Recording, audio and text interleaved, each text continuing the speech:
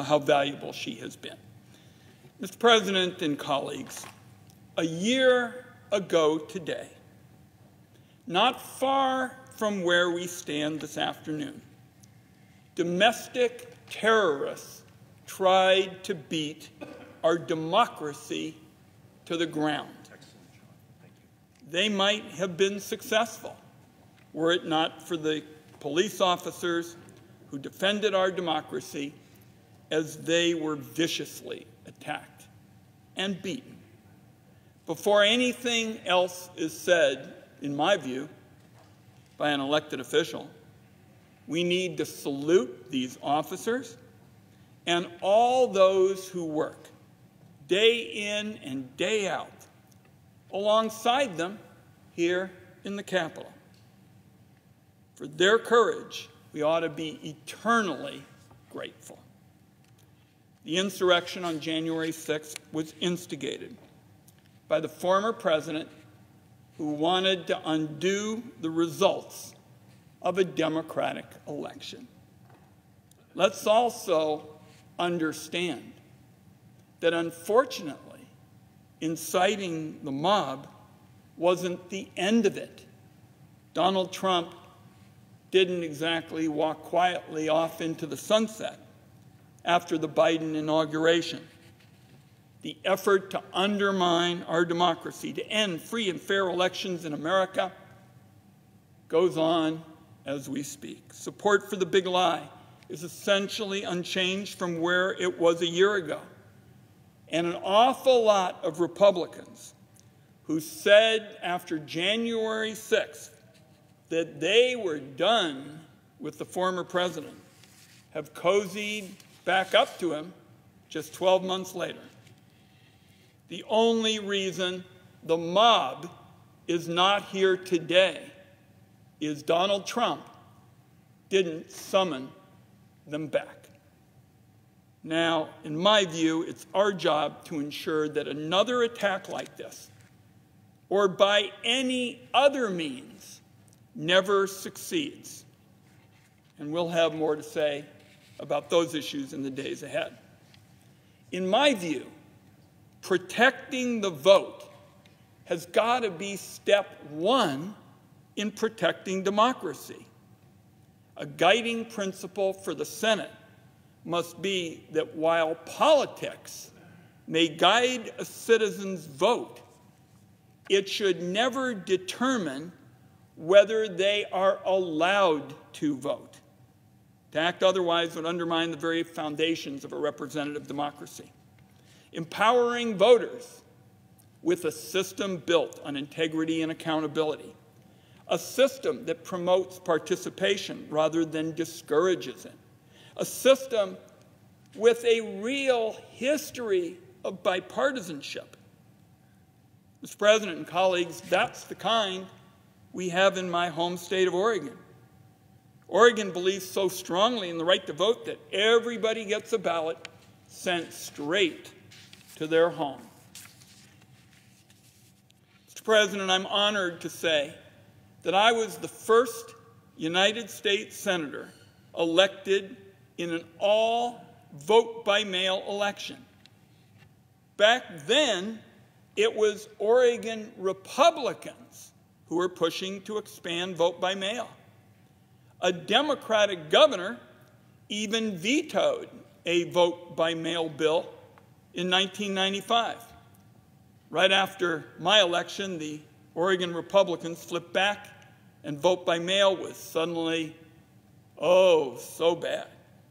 Now, everything flipped a few months later when my friend, Gordon Smith, a Republican from Eastern Oregon, became the second United States Senator to be elected by mail.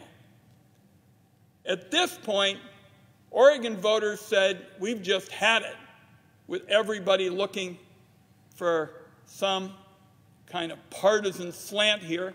We just think vote by mail is a really terrific idea. And they went out to vote at a ballot measure, and they chose to make Oregon's elections all vote by mail, passing it with 70% of the vote in 1998. This, in my view, is the culmination of a process that started 40 years ago with some local elections in Lynn County, a small county in the western part of our state. It grew and grew from there. Election officials learned that when you let people vote at home, participation goes up and the costs go down. One of the biggest defenders of Oregon's vote at home system was the late Dennis Richardson. He was our Secretary of State, and by his characterization, he was about as conservative a Republican as you could get. But when the Trump era came along and people criticized our elections and said, oh, there's all this fraud, they were just spouting lies about it, Dennis Richardson, the late Dennis Richardson, stood up and said, I'm a conservative Republican. They're wrong. They're wrong in what they're saying about Oregon. And he even wrote to Donald Trump in 2017, and I quote, we're confident that voter fraud in last November's election didn't occur in Oregon. Every election now, Mr. President, young Oregonians watch their parents voting around their kitchen table. And it's a real inspiration to the next generation to make sure they're committed voters. Voting at home gives you the opportunity to be more informed. If there is a particular measure, an initiative, or a race that you haven't researched, you get time to look into the options. When you're done, your ballot goes into a security envelope, you sign the outside, and off it goes. For me, that's when I head from our home in southeast Portland, the Sellwood branch of the Multnomah County Public Library, drop my ballot in the collection box, and head home. No long lines, no glitchy touchscreen systems, just hassle-free voting.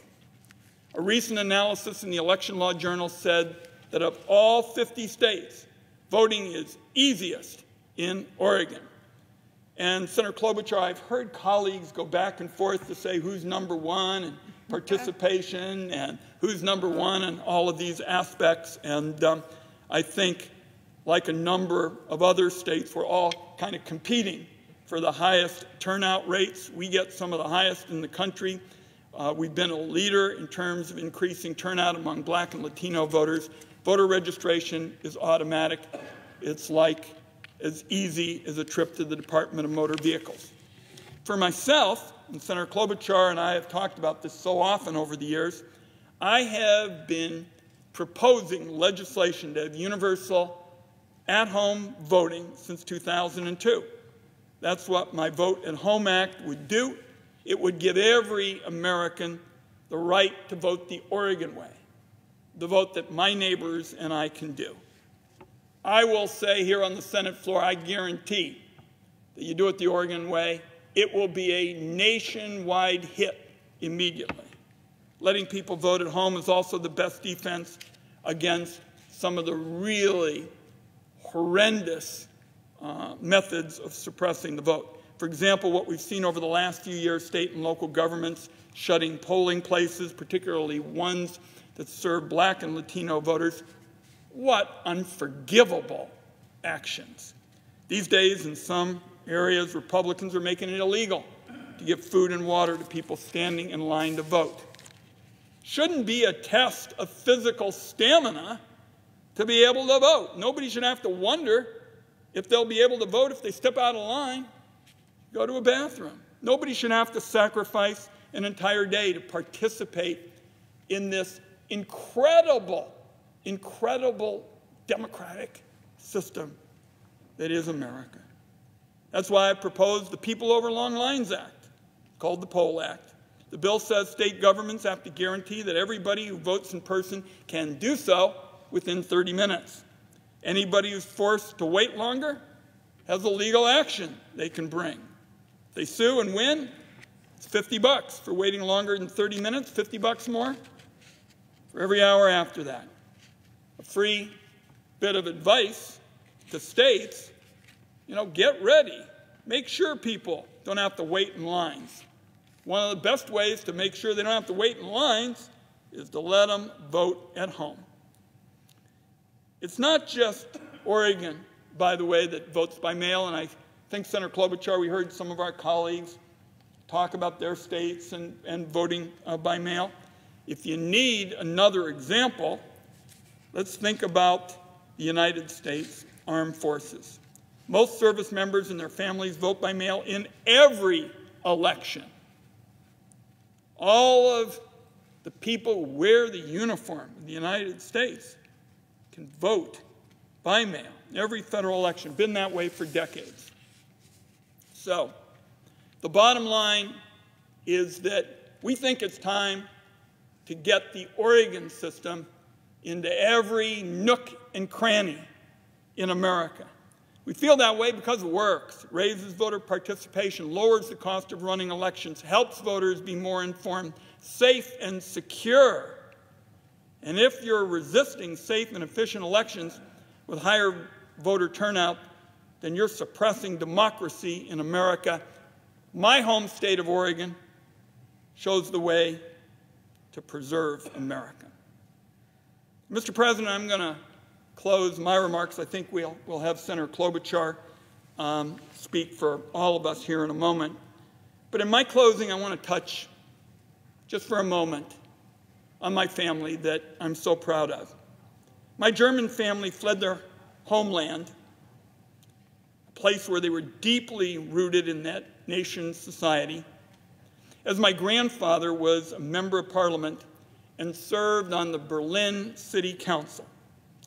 My family was forced as Jews to flee the fascists who had taken over their democracy. They fled to America as the last remaining beacon of freedom. With that freedom, my dad chose to serve in our army that fought against German fascism. And my dad's been recognized for his unique contributions. We were so thrilled, for example, to have the senators from Maryland talk about the Ritchie boys. My dad was one of the Ritchie boys, a German kid who taught himself English so he could be out there fighting the Nazis. And I remember the good work of the senators from Maryland and how thrilled our family was about that. So my dad was about the greatest patriot around. Felt he was so lucky to be an American, to be in our army, to stand up for American values. And my final remark here today, Mr. President, is about my dad. If my dad was alive today, he would tell us, senators, make sure that the light in America's beacon of freedom never goes out. Mr. President, with that, I yield the floor.